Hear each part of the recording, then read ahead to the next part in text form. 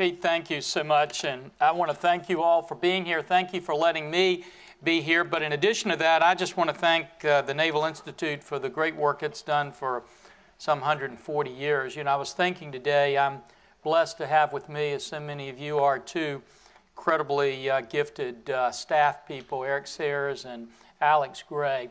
And I was thinking, though, that how great it's been for the Naval Institute throughout all of these years to give those kind of brains, that kind of thought process, a home to be able to talk and think. And for that, Pete, we just appreciate that so much. Also, when I was thinking about coming here today, you can't talk about everything, and a lot of times we get in these events and we kind of run down the line items and where we think we're going to go. And the topic I was given and asked to talk about is what does the nation need from Seapower? And in all due respect, I think it's probably the wrong question. I think the real question is, what does Seapower need from the nation? And as we look at that, I want to begin today by telling you a couple of assumptions. And the first assumption is this, and I told this to a number of our chairmen the other day, to the Speaker, the Majority Leader. I believe that we are either in or dangerously close to a crisis regarding the national defense in this country. And part of the reason is exactly what Pete just mentioned. For way too long, we have been allowing the budget to drive the strategy instead of the strategy driving the budget. And there's no way we can navigate our way out of this crisis if we continue to do that. For the last 5 or so years, I think what you will find in this entire town is the question everyone has been asking is, how much do we want to spend for national defense? The problem is they try to get that answer and then develop a strategy and implement the strategy. But I challenge any of you today, go knock on the Speaker's door or the Majority Leader in the Senate's door. Go take any one of the budget chairmen out of the House or the Senate, bring him in a room and say, okay, if this is not the right figure, what's the right figure to spend on national defense? And they cannot tell you. But what's even worse, they have nobody they can pick up the phone and call and say, what is the right figure? And I want to just suggest to you this. If we don't change that debate, then it doesn't matter what we talk about with Seapower or anything else. We're not going to navigate our way through the national defense challenges that we have today. And let me just also tell you this, because I believe this very firmly as well. If that debate is about whether we want to buy a Tomahawk missile or we want a new highway or a new playground at a school or a new park, we will lose and the country will lose. If that debate is about whether or not we should have a $600 toilet seat at the Pentagon, we will lose. But if that debate switches on its head and it's about whether or not we want to control access to the 9 choke points around the globe, we will win. If it's about which shipping lane do we want to give up, we will win. If it's about whether or not we want to protect our satellites and our cyber security, we will win. And more importantly, it's about this. If it's about whether or not we want our men and women in uniform fighting for this country to ever be fighting on a platform or with a weapon system that is equal to or inferior to our adversaries, we will win. And last but not least, if it's about whether or not we want our men and women in uniform having to deal with the fact that we don't have air dominance in a fight somewhere around the globe, we will win. But the problem is we have not shifted that debate, but I think that debate is starting to shift. And if I could today, what I'd like to do, I don't have any fancy PowerPoint presentations for you. I don't have any charts or graphs. So the only thing I can bring with me is this imaginary clicker here, and I'm going to put this book down. It's sliding on me. But if you'll let me just take this little imaginary clicker, and I want to click you back in time to March of 1968. And in March of 1968, I was doing something incredibly important. I was a sophomore at Great Bridge High School, getting ready, literally, to give a speech to run for junior class president. My big 2 issues were whether or not the boys had to wear socks in their penny loafer shoes and how long their hair should be. Across the United States, you had the Rolling Stones that people were listening to, not me, didn't have any musical talent, and you also had the Beatles. James Crew had just finished celebrating with his new wife the fact that he had graduated as an honor student from the United States Air Force Academy. And William Cordero had just found out he was going to be the father of a new little baby boy.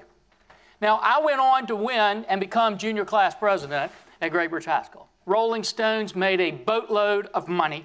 Beatles broke up. James Crew never celebrated again with his wife or his family. William Cordero never held his son a single time because they were both killed in Vietnam. In fact, in that month alone, we lost 156 planes, 250 airmen. We lost 1,300 American lives in 1 month.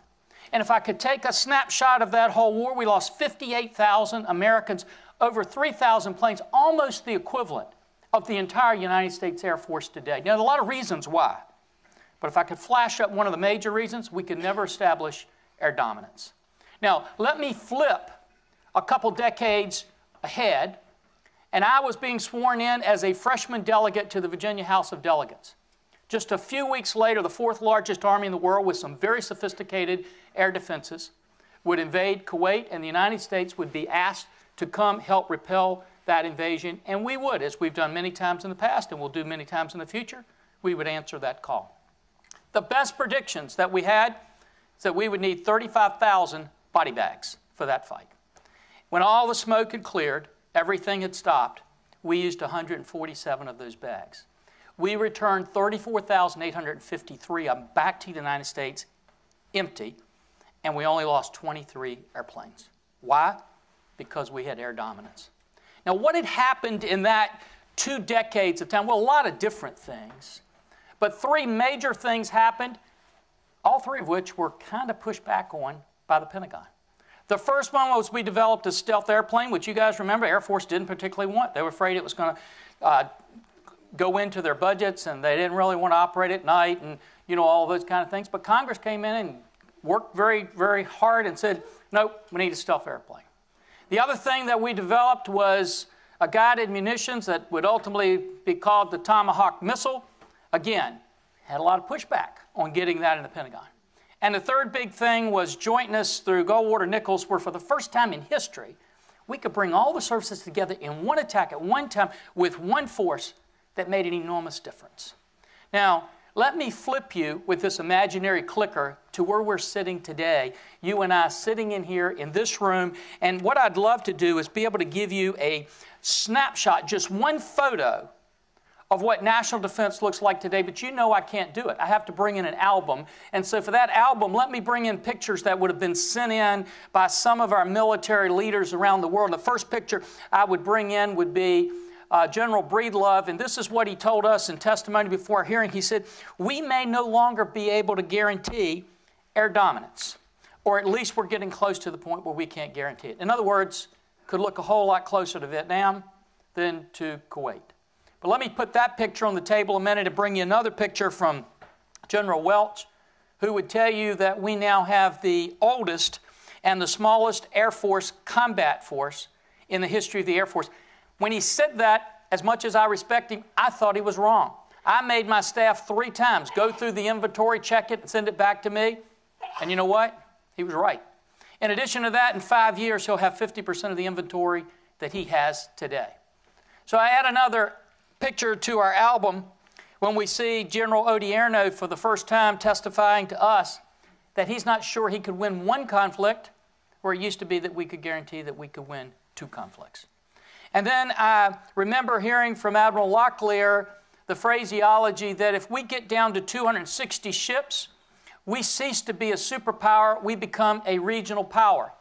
Now, I don't know exactly how many ships we need, but we need more than we have today. And if you look at the National Defense Panel, an independent bipartisan panel, they think we need somewhere between 326 and 346, but even the Navy would say we need 306 ships. But if we take their plan that we have today, next year we go down to 274 ships. 11 of those, if we hadn't stopped it, would have been cruisers that would have been essentially beached, and we'd have taken the electronics and the radar and the manning off of it. It would have taken us 15 months to 2 years to get them back in the water. So we were about 3 ships away, or would be about 3 ships away, from where Admiral Locklear would say we cease to be a superpower and become a regional power.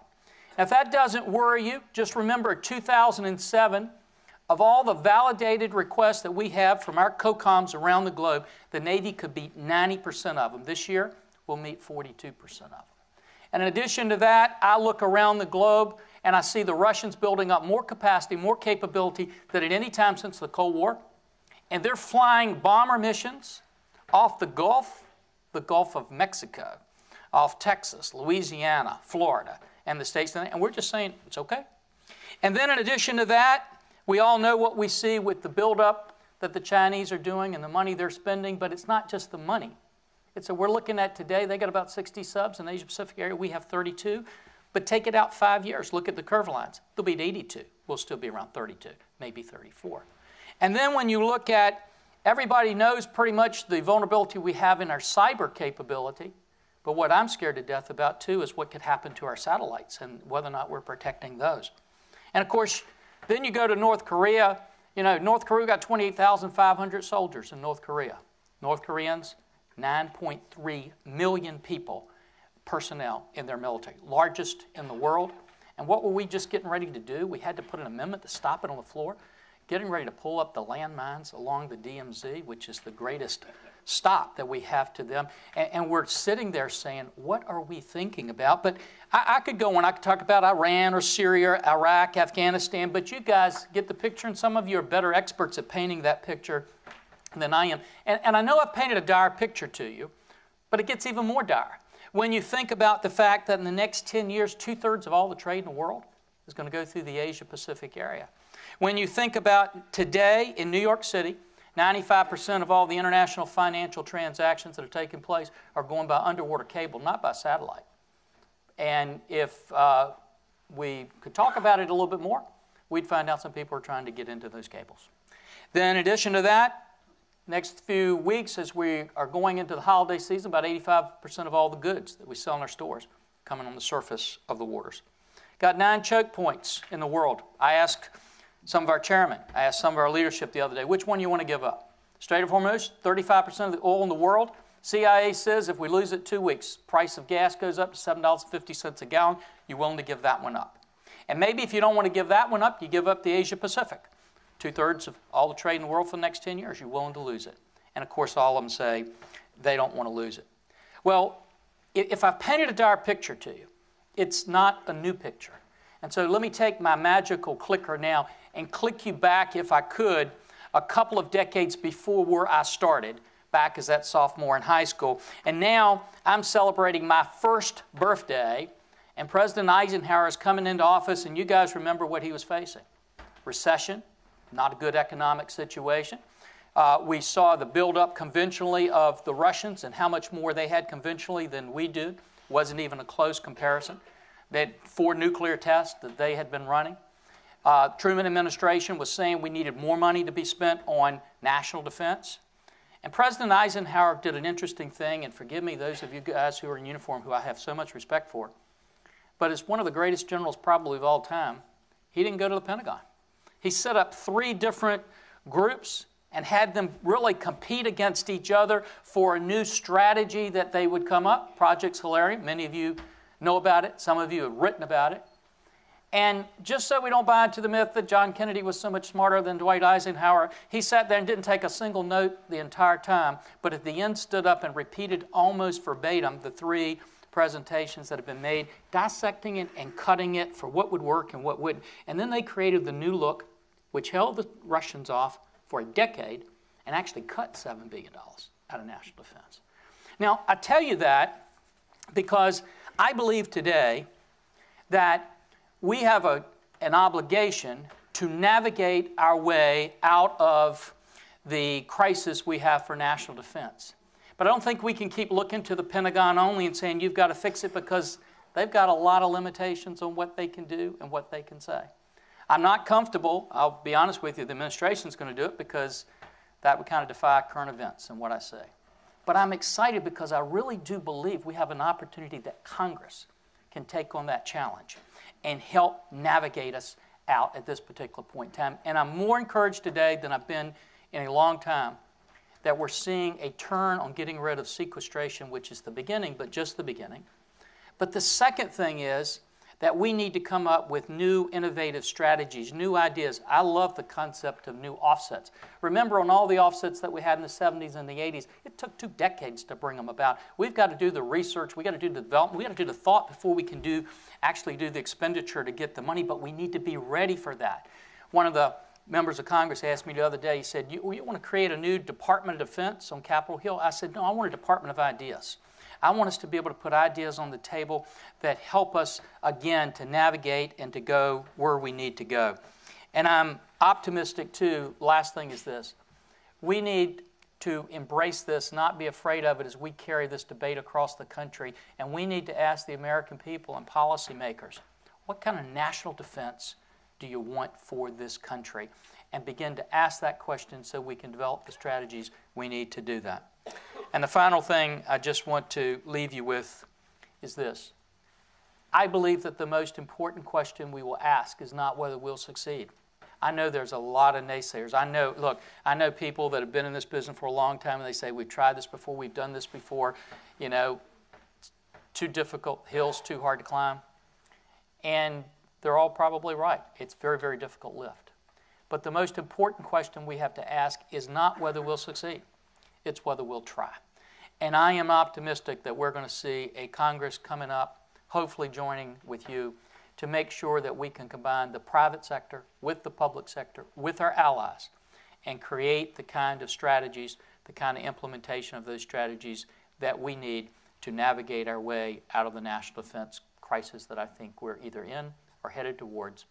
And I believe this, if we'll lead the way, the American people will follow. So thank you very much for letting me be here with you today. And Pete, thanks so much for having me. We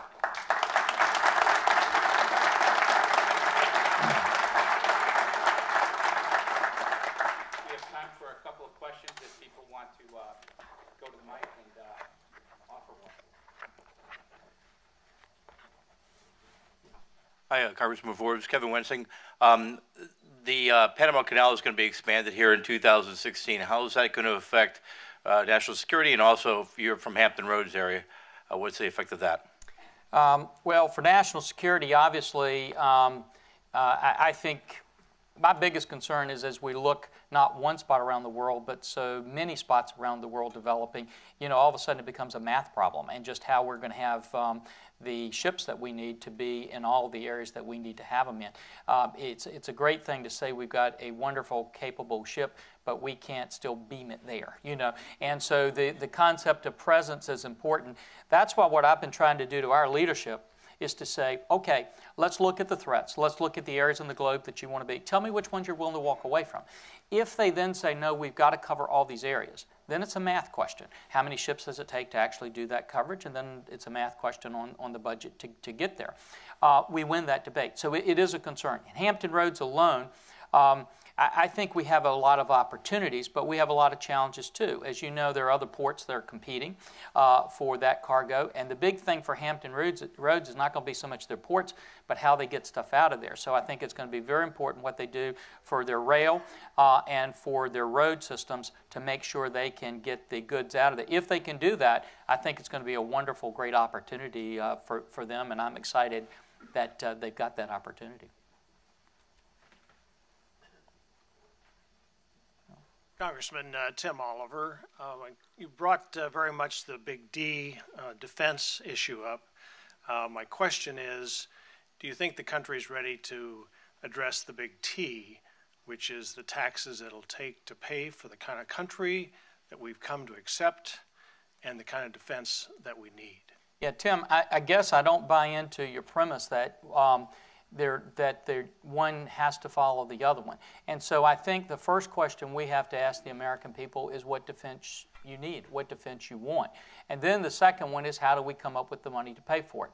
Now, there are those who believe the only way we can get it is by raising taxes. There's another, I think, very viable argument that as you raise those taxes, you may destroy some of the economic engine that could be creating those dollars that we need for national defense. Let me just tell you this. I think as I go across the country today, I see an incredible ability to light up this economy. I see businesses that are sitting on the sidelines, that are ready to get in the sidelines. None of them tell me, oh, what we need to get back into this economy and create more jobs, get the economy going, is we need you to raise our taxes. What all of them tell us is this: what's killing us is the unnecessary regulations you're putting on us. They're actually saying the taxes kill us sometimes from getting in the game. But the big thing is the unpredictability. You're changing the game on them from Monday to Friday. I think more important than any taxes we would raise to pay the economy, I think we could light up this economy if we let the business community know around the globe, we're not going to change the rules on you from Monday to Friday. We're going to give you some predictability to operate in. One of the big things I worry about, not just with the economy, but with national defense, we need the private sector back in. I'm really worried now, not just about the industrial base we have, but so much of the private sector that's walking away and saying, we're not even interested in trying to compete anymore with DOD because you're putting too many regulations on us. You're more concerned about how much profit we're going to make than whether you're getting a good deal there. So, Tim, I would say to this, I think everything should be on the table for discussions. I feel very committed that the American people are ready to have a strong defense. I think if you look at sequestration, when sequestration was put out, 7% of the American people were concerned about sequestration. By the next year, when people found out what it was, 68% of the American people were saying they don't want any more cuts to national defense. Now, you can put taxes on the table, but I don't buy the argument that the only way we get to where we need to go with the economy is by increasing taxes. I think we have time for one more. Okay. Congressman, Sorry. if I may, Lauren Hershey, I'm Lauren. an attorney, I'm a civilian. I follow foreign policy fairly closely for the last 40, 50 years. You mentioned allies towards the end of your remarks. Who do you see as really vital and important and rising allies? I'm thinking of Vietnam, Burma, India, a different littoral, if you will. And what are you doing as a parliamentarian with other parliamentarians in other countries? Could be Germany, could be UK. I just invite your comments, please. Yeah. First of all, I think all of the above, and the reason is I don't think that we should be just looking and saying we only want the big allies, the prominent allies that are in there. You know the normal names that we could throw out. We got our UK friends, our Australian friends, the Japanese, all very, very vital for what we're doing. They bring big things to the table. But I think in this situation, we shouldn't even just look at people who are going to be our allies. I think we ought to be looking at people who can be with us some of the time. That could be very important for us. If you ask what we're doing with other parliamentarians, very little, because I find that most of the stuff we do with other parliamentarians doesn't go very far. What we are doing is with the ambassadors and with the leaders of those countries, and we're meeting with them on a regular basis now. In fact, we even had meetings where we bring the ambassadors all together in a room so that we can all talk and have a dialogue, which, believe it or not, they haven't done very much before, so that we can start saying this.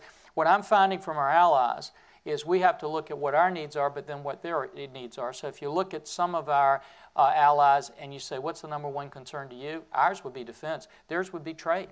So we need to make sure that we're responding to what they may need on trade, but then we can look at what we need on defense. And here's the big thing that I see from so many of them. They're saying, we don't know what your strategy is, and that concerns us because we've got to make acquisitions and we've got to make procurement decisions down the road. I think we need to do a better job at trying to make sure that we are describing that strategic plan to them so it can integrate together. Last thing I'll tell you this. I think the world has really changed when we look at technology and what we're going to be having in years to come. I think it's going to have to be more of a joint effort on a global basis with our allies if we're going to meet the technology advantages that we want to maintain and hold. Well, thank you very much. Thank you. Pete, thank you so much for letting us. Thank you guys all for being here.